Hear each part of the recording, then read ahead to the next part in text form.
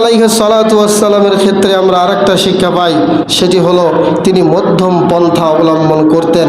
সব সময় তিনি মধ্যম পন্থা অবলম্বন করতেন, কোনো ছাড়ও দিতেন না এবং উগ্রবাদীও তিনি হন নাই, সব সময় মধ্যম পন্থা ছিলেন।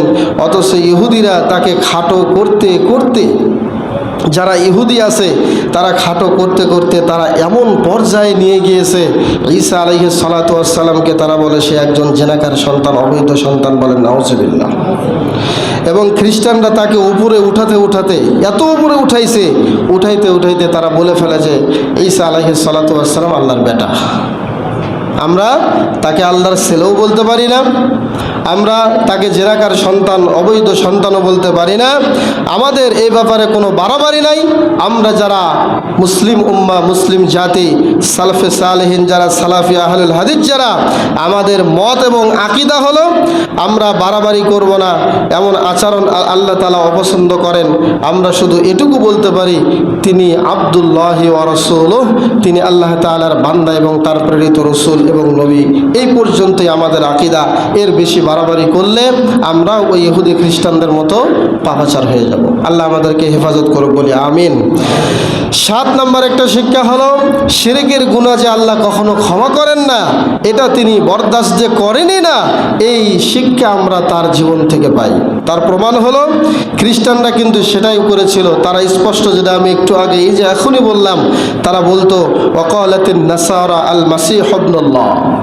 ইহুদি খ্রিস্টান যারা, বিশেষ করে খ্রিস্টান যারা, তারা সরাসরি তো ঈসা আলাইহিস সালাতু ওয়াস সালামকে বলতো যে আল্লাহর বেটা। তো আল্লাহ তাআলা বলছেন ওয়াকাদ কাফারাল্লাযীনা ক্বালু ইন্নাল্লাহা সালিসু সালাসা। যারা কাফের তারাই বলে যে আল্লাহ হচ্ছেন তিনজন, তিনজনের মধ্যে একজন হচ্ছে ঈসা, বলেন নাউজুবিল্লাহ।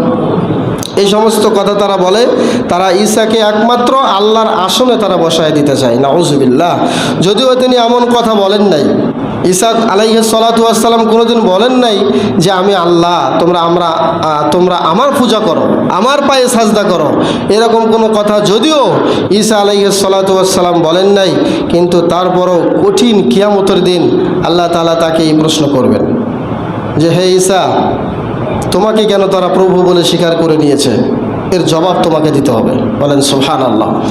আল্লাহ কিন্তু জানেন যে ঈসা আলাইহিস সালাতু ওয়াস সালাম এই ব্যাপারে কিছুই বলেন নাই যে তার ইবাদত করতে হবে।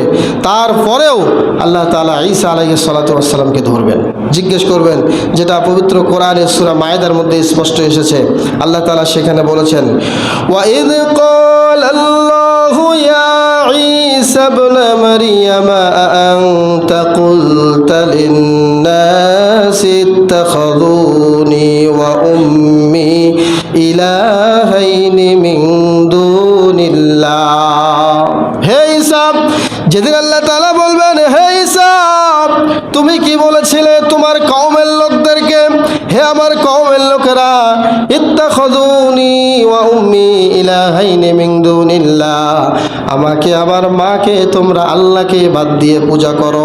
হে ঈসা তুমি কি এটা বলেছো নাকি? ক্বালা সুবহানাক। ঈসা আলাইহিস সালাতু ওয়াস সালাম প্রথমেই জবাব দিবেন, তিনি বলবেন আল্লাহ তুমি পবিত্র।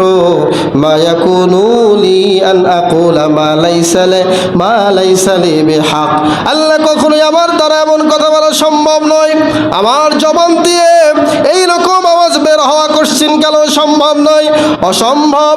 ইন কুনতু কুলতু ফাকাদ আলিমতা। হে আল্লাহ, যদি আমি বলে থাকি তাহলে তো আপনি আমার অন্তর্যামী, আপনি আমার মনের খবর জানেন। যদি আমি বলে থাকি অবশ্যই সেটা আপনি জানেন। তা'লামু মা ফি নাফসি ওয়ালা আ'লামু মা ফি নাফসিকা। আল্লাহ আপনি আমার মনের খবর সব জানেন, আমি আপনার মনের খবর কিছুই জানি না। ইন্নাকা আনতা আল্লামুল গুয়ুব। অতএব হে আল্লাহ আপনি সব কিছু জানেন, সবার মনের খবর জানেন, আপনি আমার বিষয়টাও জানতে পেরেছেন, বলেন সুবহানাল্লাহ। এইভাবে ঈসা আলাইহিস সালাতু ওয়াস সালাম তিনি আল্লাহকে জবাব দিবেন। তিনি আরো বলবেন মা কুলতু লাহুম ইল্লা মা আমারতানি আল্লাহ আপনি আমাকে যা আদেশ করেছেন তাছাড়া আমি আর কোনো কিছুর কথা তাদেরকে বলি নাই। আল্লাহ আপনি আমাকে ধরবেন না, এই গুনাহ থেকে আমি পুত পবিত্র, আমাকে এই গুনাহের মধ্যে আপনি পাবেন না। আমি আপনার পক্ষ থেকে যা বলেছি তা হলো আনিউবুদুল্লাহ রাব্বি ওয়া রাব্বাকুম, হে আমার কওমের লোকেরা, তোমরা একমাত্র আমার রব যিনি, তোমাদের রব যিনি আল্লাহ, ওই আল্লাহর ইবাদত করো, এই কথাই আমি বলেছি। ওয়া কুনতু আলাইহিম শাহিদাম মা দুমতু ফীহিম, আল্লাহ আমি তাদের মাঝে উপস্থিত ছিলাম, যতদিন পর্যন্ত আমি তাদের মাঝে উপস্থিত ছিলাম ততদিন পর্যন্ত আমি সাক্ষী দিতে পারি।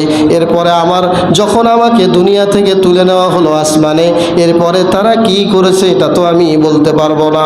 অতএব ফালাম্মা তাওয়াফাইতানি, অতঃপর যখন আপনি আমাকে মউত দিয়েছেন, কুনতা আনতার রাকিব আলাইহিম, আল্লাহ তুমি তাদের ব্যাপারে অনেক সূক্ষ্মদর্শী।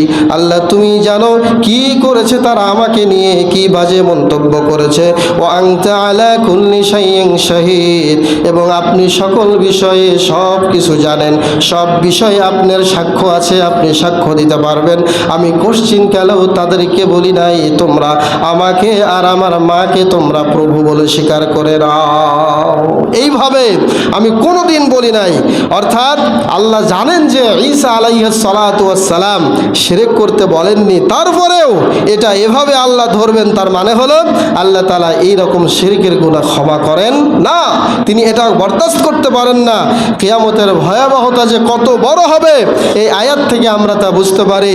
এবং আমরা খ্রিস্টান যারা আছে তাদেরকেও আমরা বলতে পারি এইভাবে যে আপনারা বাজে কোনো কথা ঈসা আলাইহিস সালাতু ওয়াস সালামকে নিয়ে বলবেন না। আপনাদেরকে বলি এক আল্লাহর দিকে ফিরে আসুন, এটা আমাদের সকলের দাওয়াত দেওয়া দরকার। যারা ইহুদি খ্রিস্টানদের সাথে চলাফেরা করেন, হিন্দুদের সাথে যারা চলাফেরা করেন, তাদেরকে সুষ্ঠু ভাষায়, সুন্দর ভাষায়, সাবলীল ভাষায় তাদেরকে ইসলামের দাওয়াত দেওয়া দায়িত্ব।